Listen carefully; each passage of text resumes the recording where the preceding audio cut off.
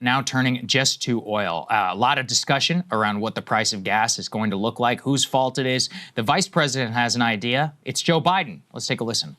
All this conversation happens where Joe Biden left us in a terrible situation, and the reason why gas prices are where they are today is because of Donald Trump's work to get them lower, because in the Biden administration, they were crazy high. The gas prices we're seeing today are nothing like what we saw at the peak of the Biden administration because the president has set us up for energy dominance. And one of the lessons we all have to take away, frankly, every time we get involved in anything overseas, whether it's in the Middle East or anywhere else, the thing we got to take away from it is energy dominance and energy independence. Rely on our own people, rely on our own energy. Biden's price hike. Remember Putin's price hike? Let's go with Biden's price hike. I forgot about that. Yeah, that's buried in the PTSD files. Let's see how that works out, I think, for the administration. They're going to blame Joe Biden after a war that they literally chose to enter. Should definitely work. But if you want to know the real disaster scenario, it's this interview with Secretary of Energy Christopher Wright, where he was on television yesterday, and they said, should Americans prepare for $200 per barrel, which would be around $7 a gallon at gas? Here's what he had to say. The price of a barrel of oil closed above $103 on Friday, and the Iranians are warning of prices hitting $200 a barrel. Mr. Secretary, should Americans be bracing for, should they be worried that this war will actually drive the price of oil above $200 a barrel? So Iran for 47 years has called the United States the Great Satan. So because they call us the Great Satan, I don't think we are the Great Satan. In fact, clearly we're not.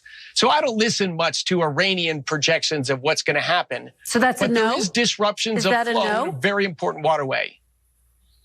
I would pay no attention to what Iran says, but there is a lot of energy that flows through the Straits of Hormuz. And depending upon the timing and the manner in which this conflict comes to an end, we're going to see some elevated pricing until we get there. Where it's going to go, we have done many, many actions to mitigate that price rise. Yep, so the Energy Secretary is not ruling out $200 a barrel, which, as I just said, roughly around like $6-something, maybe $7 per gallon. I don't even know what they'd be paying in California. Already California this morning is at $5.50 a gallon. So, I mean, if the national average, it's $3.70, it's $5.50 out in California. If the national average is like $6.50, I don't even know what that would mean. That would be completely insane for the entire country. Let's go ahead and put B3 up here on the screen, the current price of oil. This is right when we are filming the show. It's right around $97 a barrel. Things are moving a little bit as of this morning, just making sure to make it, totally up to date. A few drops, maybe 95, but roughly in that range. I think Brent remains around $100 per barrel. Some of this is movement on the statements that were made by the Energy Secretary, by the Treasury Secretary, Crystal, as you said, who this morning was saying that they would allow the transit of Iranian oil to continue through the Straits of Hormuz. But it just demonstrates how they're really caught in a complete bind. If they want to choke the enemy off completely, with Iran, they could invade Karg Island, they could take over their oil refineries, they could block all Iranian oil shipments. But what would that do? It would dramatically continue to restrict the amount of supply that is happening. And at the same time, the Iranians, while yes, they had their Karg Island facility hit, they then are reaching out and hitting UAE facilities for their ways that they try to export oil that's outside of the Straits of Hormuz. So everybody is locked in a place where the U.S. and the global, or the allies, or coalition of the willing, you might even call it, or maybe the non-willing in this case, the coalition of the non-willing, well, they don't want the price of oil to continue to go up. The Iranians do. So they'll take the money that the U.S. will allow them to have. But at the same time, they want the price to continue to spiral. So we are in very, very opposed interests in both of these respects. And it's also demonstrating every time the U.S. basically allows Iranian oil to go through or is panicking about the price of oil, it actually illustrates that the Iranian strategy of weaponizing oil price is working. And of course it has to work because the global population is not built into this, is not bought into this, while the Iranian population, at least from what we've seen so far, they're not rising up. They're fine with the war. In fact, they probably support it, or at least some of them do, in the streets of Tehran and others. Not AI, as the president said, which we'll get to in a little bit. And that's the problem that we have right now. It's why they're in a better strategic position, even though they have taken such a beating so far. Yeah, I love how Treasury Secretary Scott Bessent frames it as like, we're allowing the Iranian tankers to go through. It's like, they're calling the shots here, buddy. Now, of course, we could blow them up if we wanted to, but yeah, that would just harm us and our allies even more.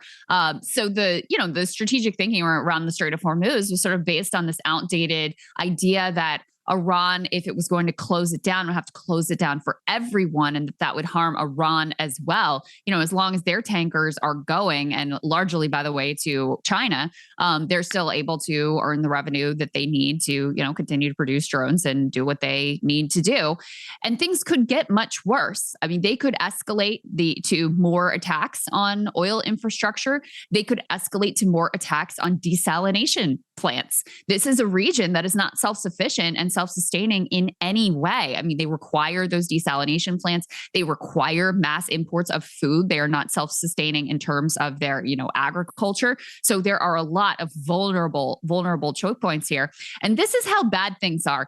Even the oil executives are like, yo, this is not going to be a good thing. Put this Wall Street Journal report up on the screen. Oil industry warns Trump administration that fuel crunch will likely worsen. American oil executives delivered a bleak message to Trump officials in recent days. The energy crisis the Iran war has unleashed is likely to get worse. In a series of White House meetings Wednesday and recent conversations with Energy Secretary Chris Wright and Interior Secretary Doug Burgum, the CEOs of ExxonMobil, Chevron, and ConocoPhillips warned that the disruption to energy flows out of the vital Strait of Hormuz waterway would continue to create volatility in global energy markets, according to people familiar with the matter. In response to questions from the officials, they said oil prices could rise past current elevated levels if speculators unexpectedly bid up prices, and that markets could see a supply crunch of refined products. Chevron CEO Mike Wirth and ConocoPhillips CEO Ryan Lance also conveyed their concerns about the scale of the disruption. Because here's the thing. While, yes, it's great when the prices go up, blah, blah, blah, then they get worried about, well, wait a second. What if people start buying EVs? What if people start changing their habits? And it lessens the global demand for fossil fuel products like permanently? Then that creates a problem for them. So that's why they get uncomfortable even when the price of oil goes too high, because then you can get these permanent shifts in consumer behavior. And as a side note, outside of the US, where we're effectively banned from being able to buy Chinese EVs, which are superior in every way to the domestic EVs that are produced here, which I think we can both attest to, being happy EV owners. But the rest of the world, they're going to buy Chinese EVs. So this idea that, oh, this is brilliant 4D chess, and what this Iran war is really aiming at is hobbling China, or perhaps hobbling China and Russia. Nothing could be further from the truth, because these countries, first of all, have been thinking more long-term and strategically. China in particular. For Russia, obviously, we talked about how the waivers are now being granted for Russia to sell their oil to India and other places at an elevated premium price. Not to mention, guess what? We're not going to be able to send much of to Ukraine, much of anything, because our, munitions and our intercept, all that stuff is being shipped over to the Middle East, and our stockpiles are running low. So we're not going to have much to be able to contribute to the Ukraine war.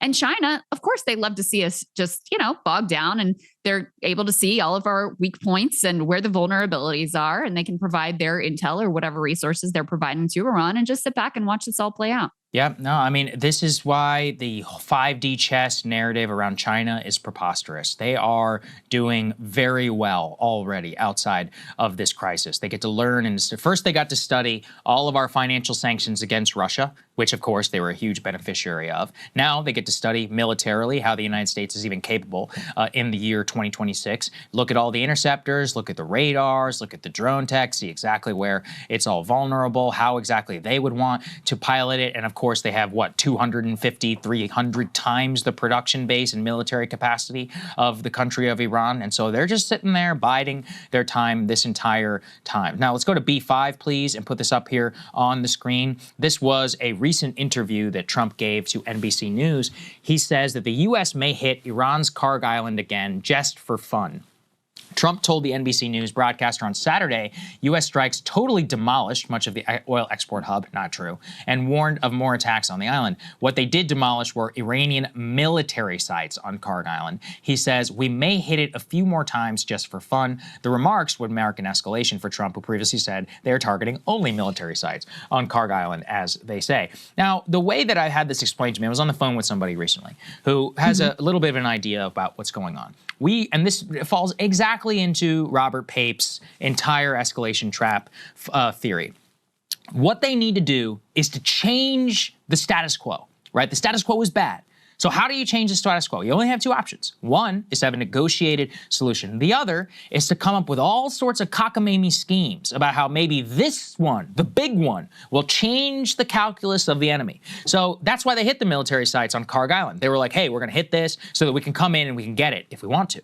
They say, okay, well, if you do come and get it, we're going to turn it into a death trap for all of the people who are there. So yeah, we're going to pay. Our economy will seriously pay. But you're going to pay too. Now, which one of us do you think is going to hold out longer? Because they're already going to be transforming their entire nation into a total war economy, one where everything bunker down, things get nationalized, seized. You know, the concept of even like money becomes basically, you know, irrelevant in this total war scenario. They're just going to go and seize whatever they want. Obviously, they would still just have to outlast the United States. But the problem is this magical thinking scenario is that the military is currently selling to Donald Trump. That's where the Karg Island stuff comes from. They're like, oh, well, we hit all their missile sites, but now we have to go and hit this particular one. And then what's next? Oh, well, we need to go in, we need to seize the island, because if we seize the island, it'll cut them off. But of course, they'll be able to respond to us. It's the same thing with the nuclear sites. The nuclear sites, I actually think, are the real problem in this entire war, because the easiest way for Trump to declare victory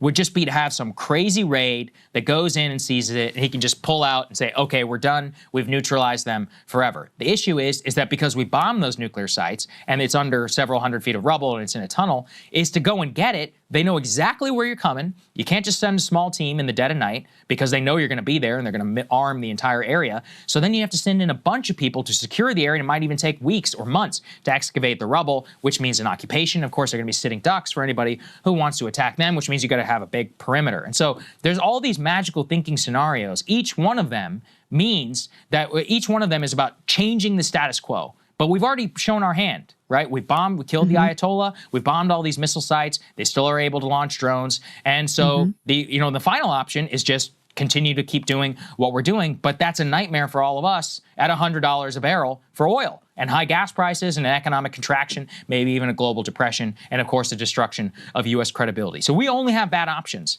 that are in front of us right now. And Trump, his information environment, I mean, we'll talk about this later, he's like praising Mark Levin. It's not good, right? And all he wants to hear are all these magical thinking scenarios where this time we can do it, right? Just if we bomb this, it'll change things on the ground. That's exactly what happened in Vietnam. That's the problem. Yeah. Well, the Karg Island thing, Teresa said something really interesting to me when I talked to him on Saturday. A great interview. You guys should all go and check that out if you haven't already. He was like, what the Iranians are going to take note of is that Trump did not bomb the oil infrastructure on Karg Island. He made a lot of noise and a lot of bluster about, how hard he was going to hit the island. And then he just targets the military installations. They will read weakness into that because it shows that he is unwilling to damage the oil infrastructure that's going to cause more economic problems for him. And that is the area of the war that they are laser focused on. How do we cause economic problems?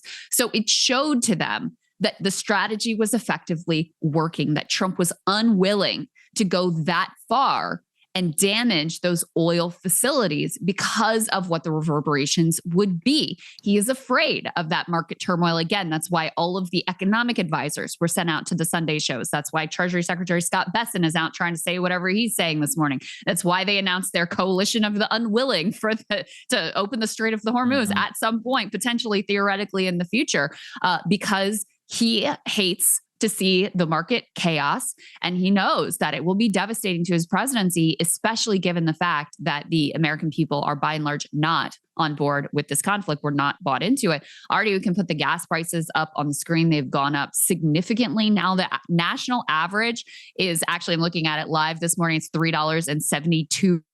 So it's ticked up even a little bit from when we made this graphic yesterday evening. There is no state in the country where gas remains under $2. I can tell you, 2 weeks ago, when I went to my local gas station, it was under $2 in the state of Virginia. And Virginia is kind of like the midpoint of where all of these, all of these states are and what they're experiencing. You look out on the West Coast, those red states, red in terms of the color on this picture, not in terms of their political leanings.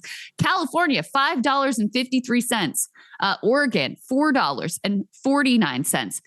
All of these are basically over $4, with the exception of New Mexico and Colorado. So already, there's a real toll being taken at the gas pump that, filters through all kinds of economic choices that people make. And that is felt immediately by the American people. Yeah, $5.50 a gallon is so crazy. I mean, it's always so high in California. I don't know what you people are doing out there. I know the weather's nice, but at a certain point, I just don't get it. Unless you're filthy rich, which I know most of them are. I've seen the average income statements whenever it comes to California. On top of all the tax. Wow. Anyway, let's go to B7. Let's put this one up here on the screen. You flagged this one. The Houthis are now threatening to actually enter the war. They say regarding the decision to stand alongside Iran, this decision has been made. We are monitoring the situation with our finger on the trigger. Therefore, Yemen's participation is a matter of time. I think what this demonstrates, because remember, what they would be able to try and shut down is the Red Sea. And if you take a look at a map right now with this closure of the Straits of Hormuz, there's this Saudi Arabian pipeline, the East-West pipeline, which is trying to export about 70% of their current oil capacity from the pipeline around the Straits of Hormuz. Now, the issue, though, is that if the Houthis were to enter, I think that would be like a dead man switch on the entire region. You close the Straits of Hormuz and you close the Red Sea. What that means in both the scenarios is that you actually shut down oil export completely in the region. I think, and maybe others can agree, is that this is something being held in reserve for future escalation. Even though it does feel like it's been forever, it's only the third week of the war, right? And they have to last potentially for a long time in this confrontation with the U.S. and with Israel. And I actually think if you look at the current Iranian strategy, what they want is to widen the war, to spread both of these nations thin, and to punish them as much as they can. So with Israel, we're going to talk about that here in a second. Already, they're invading Lebanon. They have called up several 100,000 reservists, or at least they're ready to go if they need to. They might have to do a literal ground invasion, an occupation of southern Lebanon with Hezbollah. They could get into some sort of ground war there. We know that they're running low on interceptors. So they're trying to bleed them through Hezbollah. At the same time, with the United States, they have the current economic conflict that's happening. They're just, shooting all these places in the Gulf. But what they could do is if things ratchet up, let's say with an occupation of Kharg Island, we cut off total Iranian output, they'll go, okay, we're going to cut off all oil export in the entire region and just ramp up all strikes on critical oil infrastructure. So that's where I would kind of see the Houthis as of right now. And then finally, we wanted to put this video, B8, please, just to show everybody. This happened a couple of days ago, but actually just happened again this morning. Is these Fujairah oil terminals in the UAE, which is a huge export hub, were actually struck by Iranian drones now multiple times, in addition to Dubai International Airport. This is just in the last 48, 72 hours. So to show you that after those strikes on Kharg Island, this is immediately what the Iranians decided to do, and they remain able to escalate in that way because of their drone technology. And I think, just when you put it all together, you are watching the Gulf economies truly on the brink. B10, if we can, just to show all of you. Bloomberg News writing this up, that the Gulf economies are currently at risk of the worst slump since the 1990s on the Iran war. There has been a massive contraction, let's say in Dubai real estate. Let's put B11 up there on the screen. This is currently like a third of its value in just 9 days. If you look at the publicly traded real estate companies of the developers and the landlords in the area. So the entire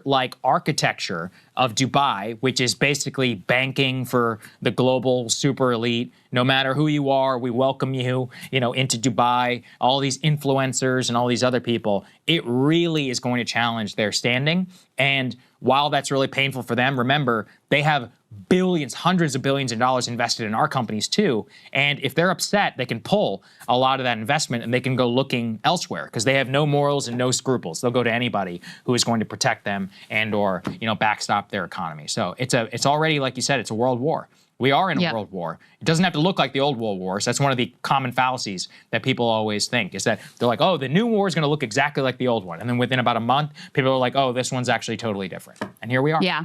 Yep. Epstein class fleeing Dubai is the TLDR there. And last note that I'll put out here, I'm just seeing this online. Axios reporting that Trump is considering putting boots on the ground to seize Iran's Karg Island. Appears to be contingent on if tankers remain bottled up in the Persian Gulf.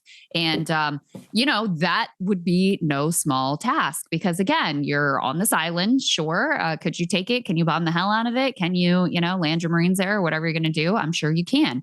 Then you're on this island very close to Iran where, they're going to be in position to cause some problems for you and create a lot more casualties than we've already had. And so that's, that would be boots on the ground would be a dramatic escalation. And I think it's something, frankly, the Iranians are waiting for. I mean, that's what they've said publicly. And I don't think it's just a bluff because they know that they have a lot of strategic advantages if you actually have boots on the ground in the country. And the other thing I'll say about it is, Karg Island, obviously very important. As you said, 90% of their oil exports flow through Karg Island. They do have other options. There are other contingencies. So it's not like they would be totally, completely screwed in terms of oil exports.